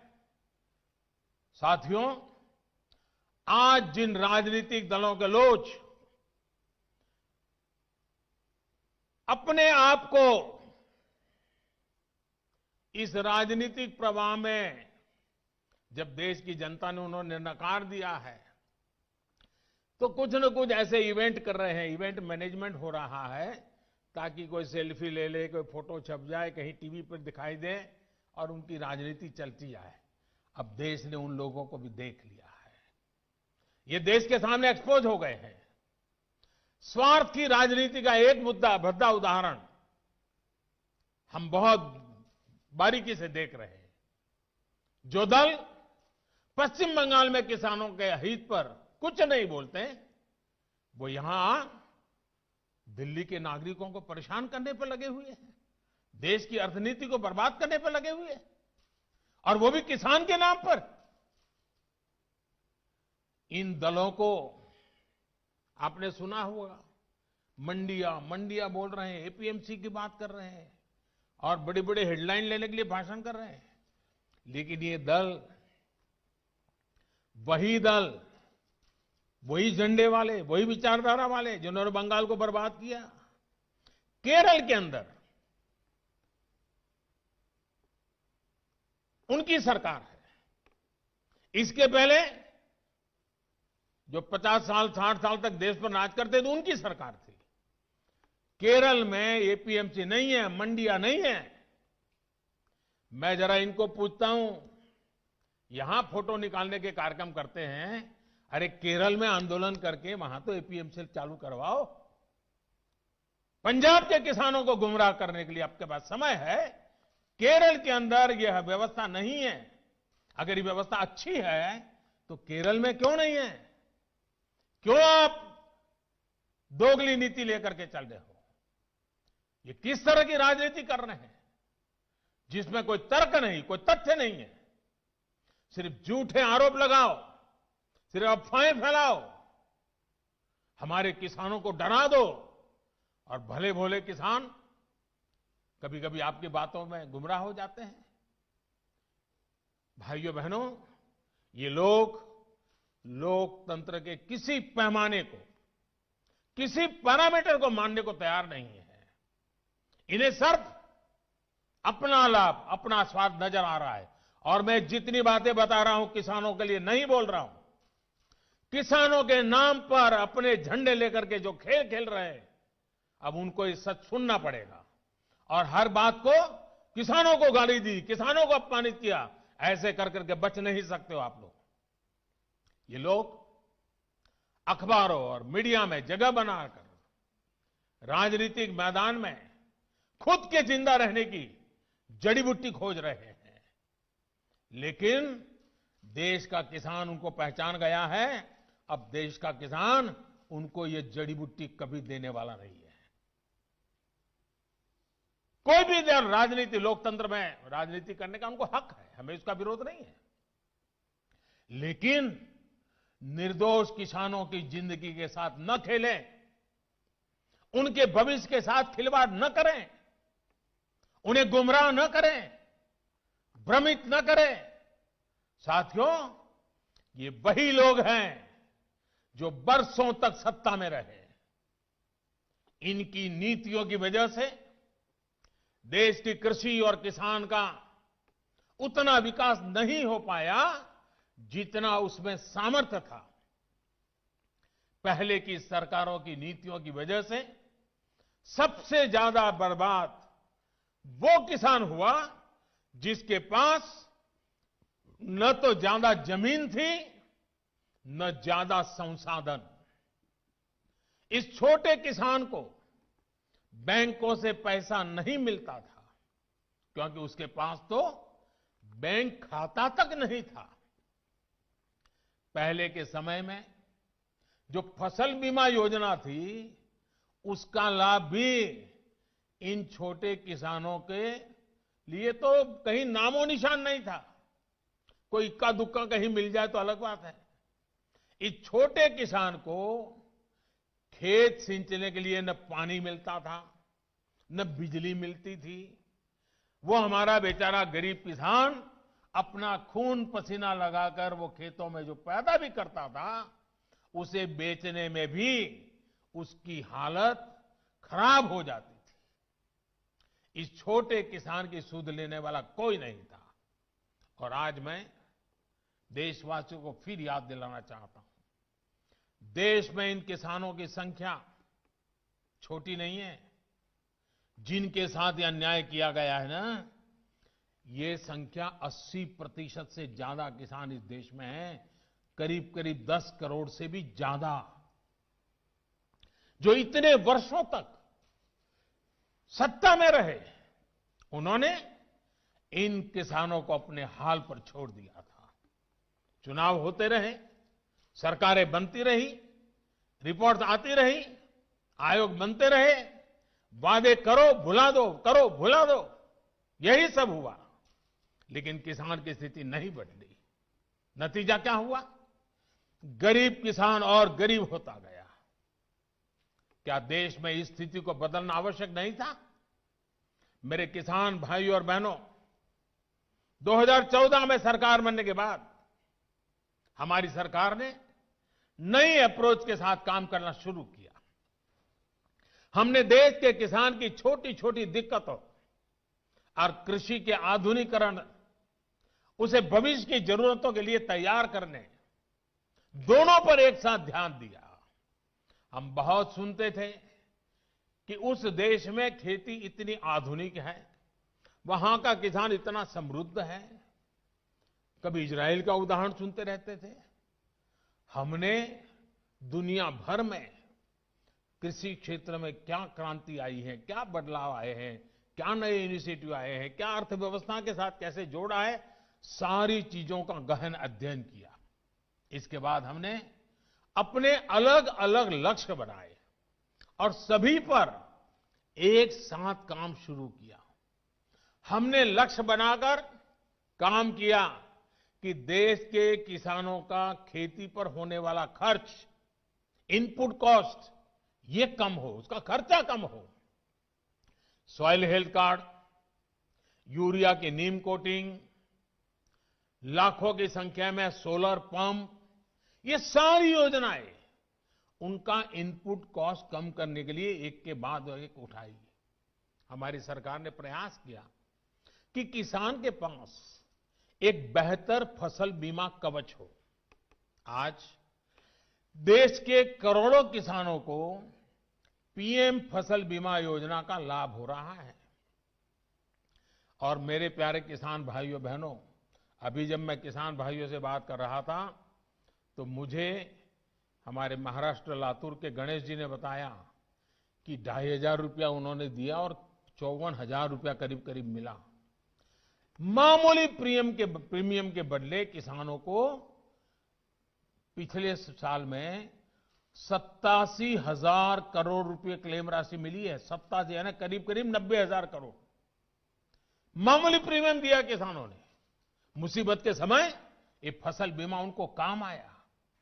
हमने इस लक्ष्य पर भी काम किया कि देश के किसान पास खेत में सिंचाई की पर्याप्त सुविधा हो। हम दशकों पुरानी सिंचाई योजनाओं पूरा कराने के साथ ही देश भर में पर ड्रॉप मोर क्रॉप के मंत्र के साथ माइक्रो इरिगेशन को भी बढ़ावा दे रहे हैं। और मुझे खुशी हुई, अभी तमिलनाडु के हमारे सुब्रमण्य जी मुझे बता रहे थे कि उन्होंने माइक्रो इरिगेशन से, ड्रिप इरिगेशन से, जो पहले 1 एकड़ का काम होता था 3 एकड़ का हुआ और पहले से ज्यादा 1 लाख रुपए ज्यादा कमाया माइक्रो इरिगेशन। साथियों, हमारी सरकार ने प्रयास किया कि देश के किसानों को फसल की उचित कीमत मिले। हमने लंबे समय से लटकी स्वामीनाथन कमेटी की रिपोर्ट के अनुसार लागत का 1.5 गुना एमएसपी किसानों को दिया। पहले कुछ ही फसलों पर एमएसपी मिलती थी, हमने उनकी भी संख्या बढ़ाई। पहले एमएसपी का ऐलान अखबारों में छोटी सी जरा जगह बनाना खबर के तौर पर आप छपता था, किसानों तक लाभ नहीं पहुंचता था, कहीं तराजू ही नहीं लगते थे, और इसलिए किसान के जीवन में कोई बदलाव ही नहीं आता था। हम आज एमएसपी पर रिकॉर्ड सरकारी खरीद कर रहे हैं। किसानों की जेब में एमएसपी का रिकॉर्ड पैसा पहुंच रहा है। जो आज किसानों के नाम पर आंदोलन कर रहे हैं, वो जब उनका समय था तब चुप मार करके बैठे हुए थे। ये जितने लोग आंदोलन चला रहे हैं ना, ये उस सरकार के हिस्सेदार थे, समर्थन करते थे, और यही लोग स्वामीनाथन कमेटी की रिपोर्ट के ऊपर बैठ गए थे, सालों तक बैठ गए थे। हमने आकर के निकाला, क्योंकि हमारे दिल में किसान की जिंदगी को भला करना, कल्याण करना, ये हमारा जीवन का मंत्र है, इसलिए कर रहे हैं। साथियों, हम इस दिशा में भी फसल बेचने के लिए किसान के पास सिर्फ एक मंडी नहीं, बल्कि उसको विकल्प मिलना चाहिए, बाजार मिलना चाहिए। हमने देश की 1000 से ज्यादा कृषि मंडियों को ऑनलाइन जोड़ा। इनमें भी 1 लाख करोड़ रुपए से ज्यादा का कारोबार किसानों ने कर दिया है। किसान ऑनलाइन बेचना शुरू किया है। साथियों, हमने एक और लक्ष्य बनाया कि छोटे किसानों के समूह बने, ताकि वो अपने क्षेत्र में एक सामूहिक ताकत बनकर काम करे। आज देश में 10,000 से ज्यादा किसान उत्पादक संघ एफपीओ बनाने का अभियान चल रहा है। उन्हें आर्थिक मदद दी जा रही है। अभी हम महाराजगंज के राम गुलाब जी से सुन रहे थे, 300 के करीब किसानों को इकट्ठा किया है उन्होंने, और पहले की तुलना में 1.5 गुना भाव से माल बेचना शुरू हुआ है। एफपीओ बनाया उन्होंने, वैज्ञानिक तरीके से खेती में मदद ली, और आज उनको फायदा हो रहा है। साथियों, हमारे कृषि क्षेत्र की सबसे बड़ी आवश्यकता है गांव के पास ही भंडारण, कोल्ड स्टोरेज। इसकी आधुनिक सुविधा कम कीमत पर हमारे किसानों को उपलब्ध हो। हमारी सरकार ने इसे भी प्राथमिकता दी। आज देश भर में कोल्ड स्टोरेज का नेटवर्क विकसित करने के लिए सरकार करोड़ों रुपए का निवेश कर रही है। हमारी नीतियों में इस पर भी बल दिया गया है कि खेती के साथ ही किसान के पास आय बढ़ाने के दूसरे विकल्प भी हो। हमारी सरकार मछली पालन, पशुपालन, डेयरी उद्योग, मधुमक्खी पालन सभी को प्रोत्साहित कर रही है। हमारी सरकार ने यह भी सुनिश्चित किया कि देश के बैंकों का पैसा देश के किसानों के काम आए। 2014 में जब हम पहली बार सरकार में आए और शुरुआत थी हमारी, 2014 में जहां 7 लाख करोड़ रुपए का प्रावधान एक किसानों के लिए किया गया था धन के लिए, वही इसे अब करीब 14 लाख करोड़ रुपए यानी 2 गुना किया गया है, ताकि किसान को कर्ज मिल सके। बीते कुछ महीनों से करीब 2.5 करोड़ छोटे किसानों को किसान क्रेडिट कार्ड से जोड़ा गया है, और अभियान तेजी से चल रहा है। हम मछली पालकों, पशुपालकों, उनको भी किसान क्रेडिट कार्ड दे रहे हैं। ये लाभ उनको भी अब दिया जा रहा है। साथियों, हमने इस लक्ष्य पर भी काम किया, खेती की दुनिया में क्या चल रहा है, इसके लिए देश में आधुनिक कृषि संस्थान हो। बीते वर्षों में देश में अनेक नए कृषि संस्थान बने हैं, कृषि की पढ़ाई की सीटें बढ़ी हैं, और साथियों, खेती से जुड़े इन सारे प्रयासों के साथ ही हमने एक और बड़े लक्ष्य पर काम किया। ये लक्ष्य है गांव में रहने वाले किसान का जीवन आसान हो। साथियों, आज जो किसानों के लिए इतने आंसू बहा रहे हैं, इतने बड़े बड़े बयान दे रहे हैं, बड़ा दुख दिखा रहे हैं। जब ये लोग सरकार में थे तब इन्होंने किसानों का दुख, उनकी तकलीफ दूर करने के लिए क्या किया, ये देश का किसान अच्छी तरह जानता है। आज सिर्फ खेती ही नहीं बल्कि उसके जीवन को आसान बनाने के लिए हमारी सरकार उसके दरवाजे तक पहुंची है, खेत के मेड़ तक पहुंची है। आज देश के छोटे और सीमांत किसान को अपना पक्का घर मिल रहा है, शौचालय मिल रहा है, साफ पानी का नल मिल रहा है। यही किसान है जिसे बिजली के मुफ्त कनेक्शन, गैस के मुफ्त कनेक्शन, ये बहुत बड़ा लाभ हुआ है। हर साल आयुष्मान भारत योजना के तहत 5 लाख रुपए तक के मुफ्त इलाज की सुविधा ने आज मेरे छोटे किसान के जीवन की बहुत बड़ी चिंता कम की है। 90 पैसे प्रतिदिन, यानी एक चाय से भी कम कीमत, 90 पैसे प्रतिदिन और 1 रुपया महीना के प्रीमियम पर बीमा, ये मेरे किसानों के जीवन में बहुत बड़ी ताकत है। 60 वर्ष की आयु के बाद 3,000 रुपये मासिक पेंशन, ये सुरक्षा कवच भी आज किसान के पास है। साथियों, आजकल कुछ लोग किसान की जमीन की चिंता करने का दिखावा कर रहे हैं। किसानों की जमीन हड़पने में कैसे कैसे लोगों के नाम अखबारों में चमकते रहे हैं, हम जानते हैं। ये लोग तब कहां थे जब मालिकाना दस्तावेज के अभाव में किसानों के घर और जमीन पर अवैध कब्जे हो जाते थे। गांव के छोटे और सीमांत किसानों को, खेत मजदूरों को इस अधिकार से इतने सालों तक वंचित किसने रखा? इसका जवाब इन लोगों के पास नहीं है। गांव में रहने वाले हमारे भाई बहनों के लिए ये काम आज हो रहा है। अब गांव में किसानों को उनके मकान का, जमीन का नक्शा और कानूनी दस्तावेज दिया जा रहा है। टेक्नोलॉजी की मदद से स्वामित्व योजना के बाद अब गांव के किसान को भी जमीन और घर के नाम पर बैंक से कर्ज मिलना आसान हुआ है। साथियों, बदलते समय के साथ अपनी अप्रोच का विस्तार करना भी उतना ही जरूरी है। हमें 21वीं सदी में भारत की इस कृषि को आधुनिक बनाना ही होगा और इसी का बीड़ा देश के करोड़ों किसानों ने भी उठाया है और सरकार भी उनके साथ कंधे से कंधा मिला करके आगे बढ़ने के लिए कृत संकल्प है।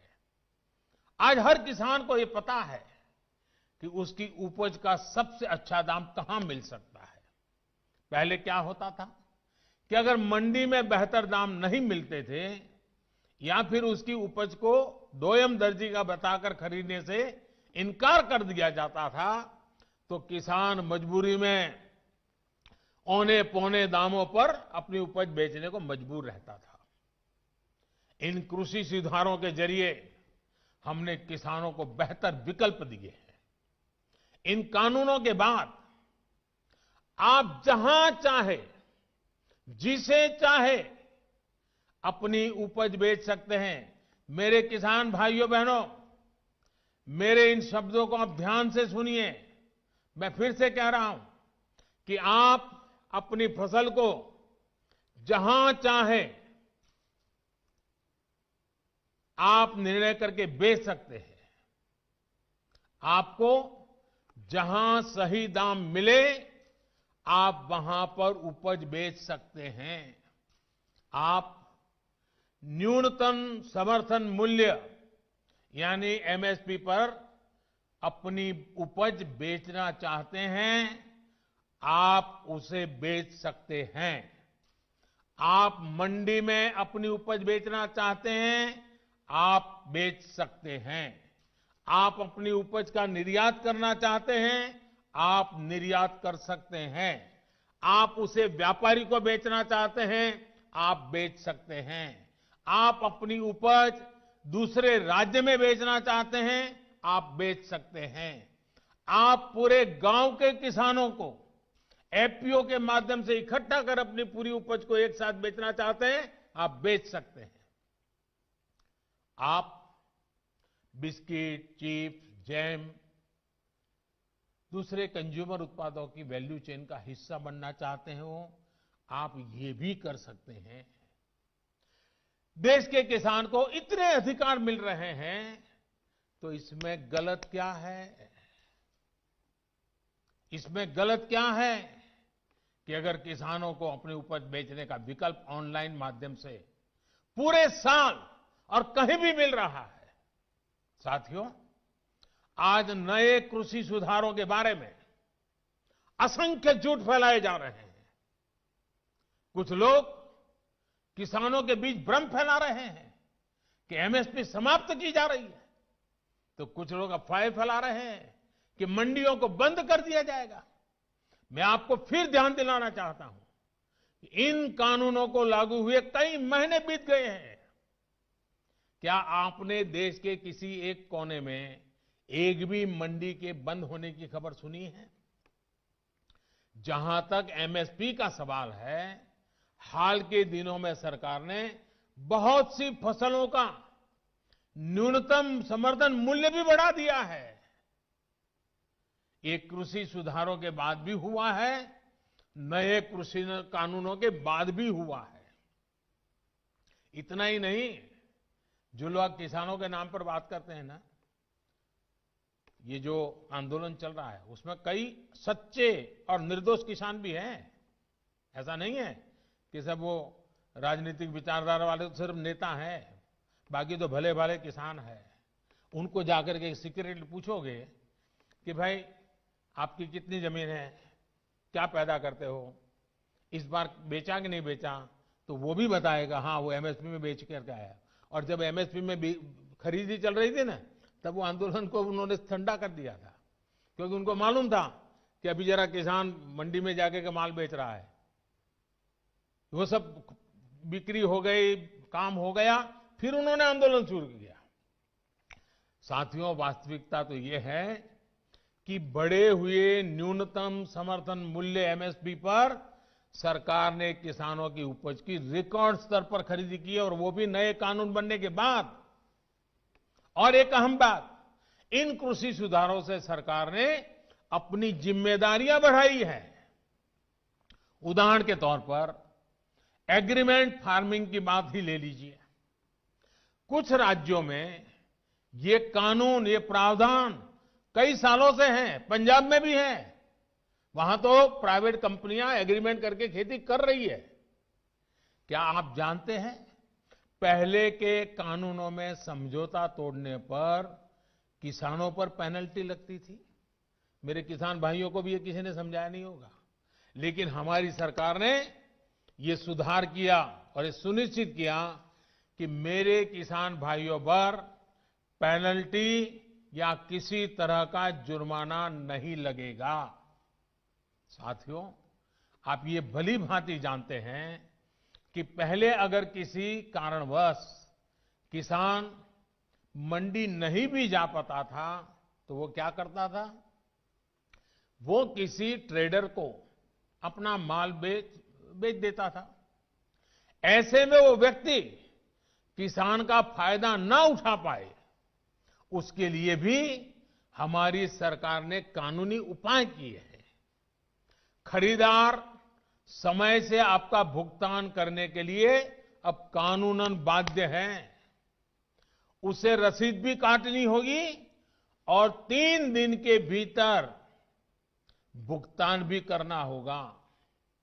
नहीं तो ये कानून किसान को शक्ति देता है, ताकत देता है, वो अधिकारियों के पास जाकर कानूनी तंत्र का सहारा लेकर अपना पैसा प्राप्त कर सके। ये सारी चीजें हो चुकी हैं, हो रही है, खबरें आ रही हैं कि कैसे एक एक करके हमारे देश के किसान भाई इन कानूनों का फायदा उठा रहे हैं। सरकार किसान के साथ हर कदम पर खड़ी है। किसान चाहे जिसे अपनी उपज बेचना चाहे, सरकार ने ऐसी व्यवस्था की है कि एक मजबूत कानून और लीगल सिस्टम किसानों के पक्ष में खड़ा रहे। साथियों, कृषि सुधारों का एक और अहम पक्ष भी ये है के लिए समझना जरूरी है। अब जब कोई किसान के साथ एग्रीमेंट करेगा तो वो ये भी चाहेगा कि उपज अच्छी से अच्छी हो। इसके लिए एग्रीमेंट करने वाला किसानों को अच्छे बीज, आधुनिक तकनीक, अत्याधुनिक उपकरण, विशेषज्ञता ये हासिल करने में मदद करेगा ही करेगा, क्योंकि उसको तो उसी रोजी रोटी उसमें है। अच्छी उपज के लिए सुविधाएं किसानों के दरवाजे पर उपलब्ध करवाएगा। एग्रीमेंट करने वाला व्यक्ति बाजार की ट्रेंड से पूरी तरह वाकिफ रहेगा और इसी के अनुरूप हमारे किसानों को बाजार की मांग के हिसाब से काम करने में मदद करेगा। अब आपको मैं एक और स्थिति बताता हूं। अगर किसी वजह से, किसी परेशानी की वजह से किसान की उपज अच्छी नहीं होती या फिर बर्बाद हो जाती है, तो भी ये याद रखिए, तो भी जिसने एग्रीमेंट किया है उसको, किसान को उपज का जो दाम निर्धारित हुआ था वो उसको देना ही पड़ेगा। एग्रीमेंट करने वाला अपने एग्रीमेंट को अपनी मर्जी से खत्म नहीं कर सकता है। लेकिन दूसरी तरफ अगर किसान एग्रीमेंट को किसी भी वजह से खत्म करना चाहता है तो किसान कर सकता है, सामने वाला नहीं कर सकता है। क्या ये स्थिति किसानों के लिए फायदेमंद है कि नहीं है? सबसे ज्यादा एश्योरेंस किसान को है कि नहीं है? किसान को फायदा होने वाली गारंटी इसमें है कि नहीं है? एक और सवाल लोगों ने उछाल करके रखा हुआ, आपके मन में भी आता होगा। अगर किसी स्थिति में उपज अच्छी हुई, मार्केट बहुत शानदार हो गया, जो एग्रीमेंट में था उससे भी ज्यादा मुनाफा एग्रीमेंट वाले को मिल रहा है, अगर ऐसा होता है तो एग्रीमेंट का जितना पैसा है वो तो देना ही दे है, लेकिन अगर ज्यादा मुनाफा हुआ है तो उसमें से कुछ बोनस भी किसान को देना पड़ेगा। इससे बड़ा किसान की रक्षा कौन कर सकता है? ऐसी स्थिति होने में किसान एग्रीमेंट में तय किए गए मूल्य के अलावा, जैसा मैंने कहा, बोनस का भी वो हकदार होगा। पहले क्या होता था, याद है ना? सारा रिस्क किसान का होता था और रिटर्न किसी और का होता था। अब नए कृषि कानूनों और सुधार के बाद स्थिति पूरी तरह किसानों के पक्ष में हो गई है। अब सारा रिस्क एग्रीमेंट करने वाले व्यक्ति या कंपनी का होगा और रिटर्न किसान का होगा। साथियों, देश के कई भागों में एग्रीमेंट फार्मिंग को पहले भी परखा गया है, उसे कसौटी पर कसा गया है। क्या आपको पता है कि दुनिया में आज सबसे ज्यादा दुग्ध उत्पादन, मिल्क प्रोडक्शन करने वाला देश कौन सा है? ये देश कोई और नहीं, हमारा हिंदुस्तान है। हमारे पशुपालक, हमारे किसान की मेहनत है। आज डेयरी सेक्टर में बहुत सी सहकारी और निजी कंपनियां किसानों से, दुग्ध उत्पादकों से दूध खरीदती हैं और उसे बाजार में बेचती हैं। ये मॉडल कितने वर्षों से चला रहा है। क्या आपने कभी सुना कि किसी एक कंपनी या सहकारी संस्था ने बाजार पर अपना कब्जा जमा लिया, अपना एकाधिकार कर लिया? क्या आप उन किसानों और उन दुग्ध उत्पादकों की सफलता से परिचित नहीं है जिन्हें डेयरी सेक्टर के इस काम से लाभ हुआ है। एक और सेक्टर है, यहां पर हमारा देश बहुत आगे है, वो है पोल्ट्री यानी मुर्गी पालन। आज भारत में सबसे ज्यादा अंडों का उत्पादन होता है। पूरे पोल्ट्री सेक्टर में बहुत सी बड़ी कंपनियां काम कर रही है, कुछ छोटी कंपनियां भी हैं, तो कुछ स्थानीय खरीदार भी इस व्यवसाय में जुटे हैं। इस सेक्टर से जुड़े लोग अपना प्रोडक्ट किसी को भी कहीं भी बेचने के लिए स्वतंत्र हैं। जहां भी उन्हें सबसे ज्यादा दाम मिलता है वो अंडे बेच सकते हैं। हम चाहते हैं कि हमारे किसानों को, कृषि सेक्टर को इसी तरह का विकास करने का अवसर मिले जैसा पोल्ट्री और डेयरी सेक्टर को मिला है। हमारे किसानों की सेवा में जब बहुत सी कंपनियां व्यवसाय के कई तरह के प्रतिस्पर्धी रहेंगे तो उन्हें अपनी उपज का ज्यादा दाम भी मिलेगा और बाजार तक उनकी बेहतर पहुंच भी संभव होगी। साथियों, नए कृषि सुधारों के जरिए भारतीय कृषि में नई टेक्नोलॉजी को भी प्रवेश मिलेगा। आधुनिक तकनीक के जरिए हमारे किसान अपनी उपज को बढ़ा सकेंगे, अपनी उपज को विविधता दे सकेंगे, अपनी उपज की बेहतर ढंग से पैकेजिंग कर सकेंगे, अपनी उपज में वैल्यू एडिशन कर सकेंगे। एक बार ऐसा हो गया तो हमारे किसानों की उपज की पूरी दुनिया में मांग होगी और ये मांग और लगातार बढ़ेगी। हमारे किसान सिर्फ उत्पादक नहीं बल्कि खुद निर्यातक बन सकेंगे। दुनिया में कोई भी अगर कृषि उत्पादों के जरिए बाजार में अपनी धाक जमाना चाहेगा तो उसे भारत आना पड़ेगा। अगर दुनिया में कहीं भी क्वालिटी और क्वांटिटी दोनों की जरूरत होगी तो उन्होंने भारत के किसानों के साथ साझेदारी करनी पड़ेगी। जब हमने दूसरे सेक्टर में इन्वेस्टमेंट और इनोवेशन बढ़ाया तो हमने आय बढ़ाने के साथ ही उस सेक्टर में ब्रांड इंडिया को भी स्थापित किया। अब समय आ गया है कि ब्रांड इंडिया दुनिया के कृषि बाजारों में भी खुद को उतनी ही प्रतिष्ठा के साथ स्थापित करे।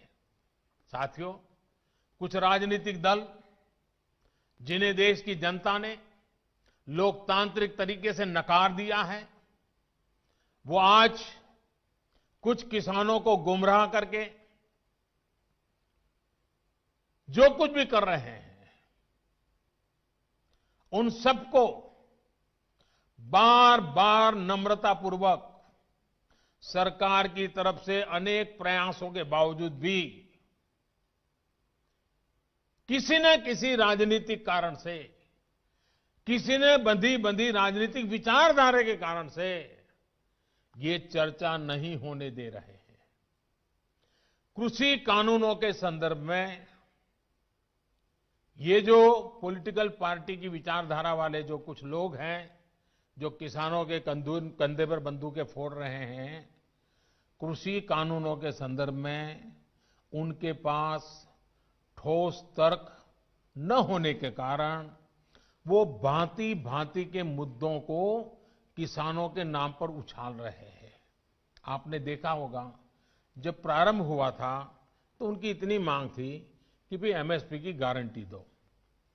उनके मन में जेन्युइन, क्योंकि वो किसान थे, उनको लगा कहीं ऐसा तो ना हो, लेकिन इसका माहौल दिखा करके ये राजनीतिक विचारधारा वाले चढ़ बैठे और अब एमएसपी वगैरह बाजू में क्या चल रहा है, ये लोग हिंसा के आरोपी ऐसे लोगों को जेल से छुड़ाने की मांगे कर रहे हैं।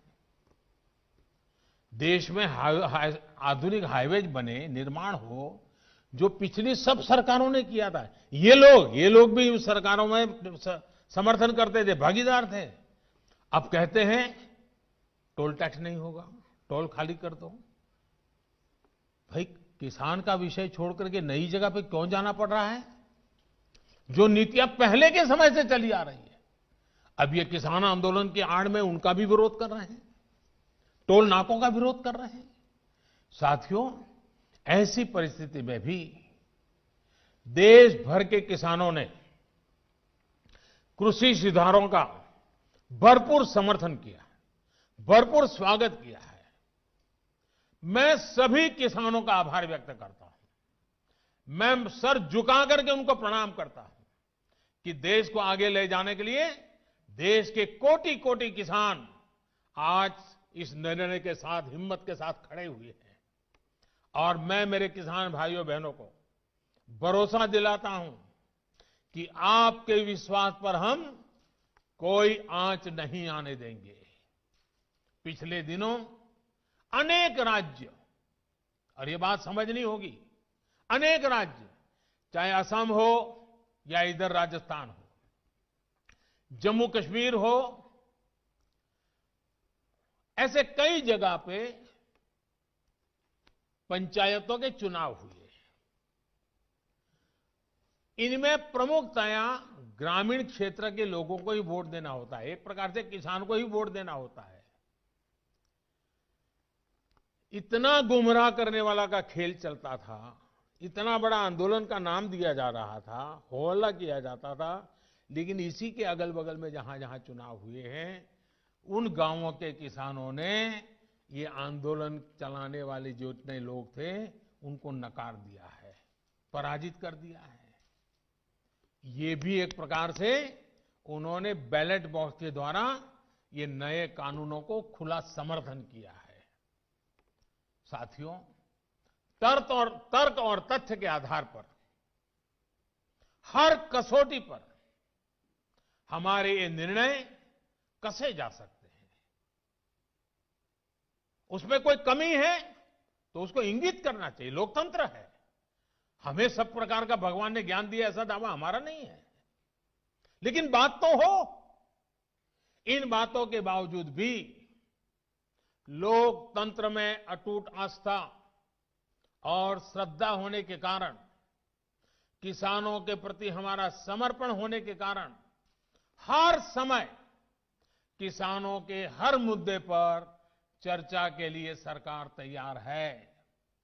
समाधान के लिए हम खुला मन लेकर के चल रहे हैं। कई दल ऐसे भी हैं जो इन्हीं कृषि सुधारकारों के पक्ष में रहे हैं। उनके लिखित बयान भी हमने देखे हैं।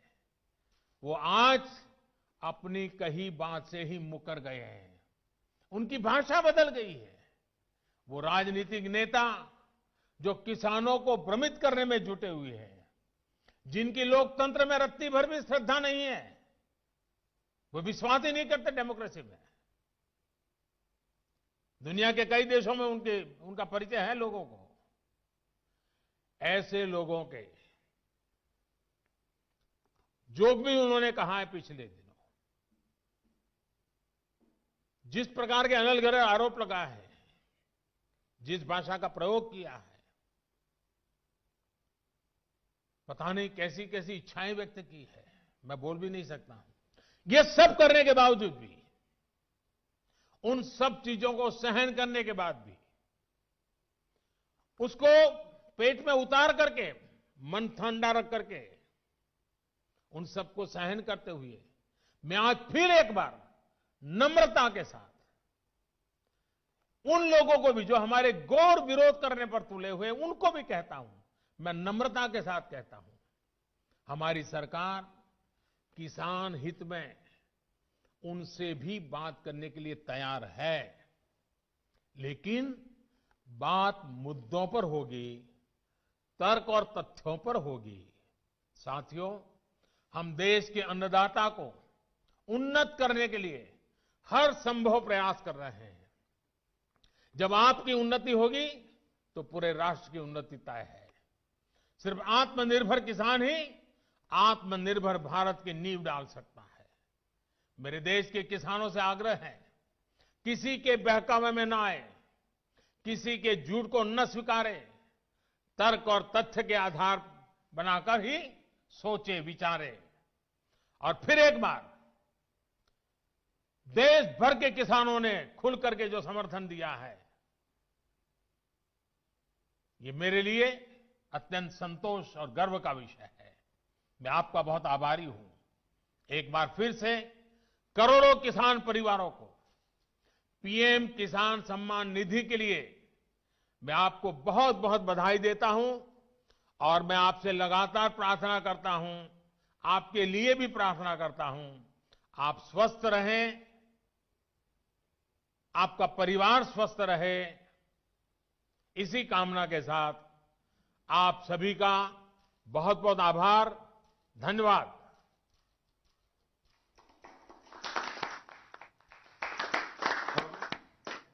माननीय प्रधानमंत्री जी का, केंद्रीय कृषि एवं किसान कल्याण मंत्री जी का, देश के विभिन्न स्थानों पर जुड़े हुए विभिन्न माननीय मंत्रीगण, गणमान्य व्यक्तियों का, दोनों राज्य मंत्री जियों का और देश भर से जुड़े हुए इस कार्यक्रम से करोड़ों किसान भाई बहनों का हार्दिक कृतज्ञता व्यक्त करते हैं, धन्यवाद देते हैं। नमस्कार, जय हिंद।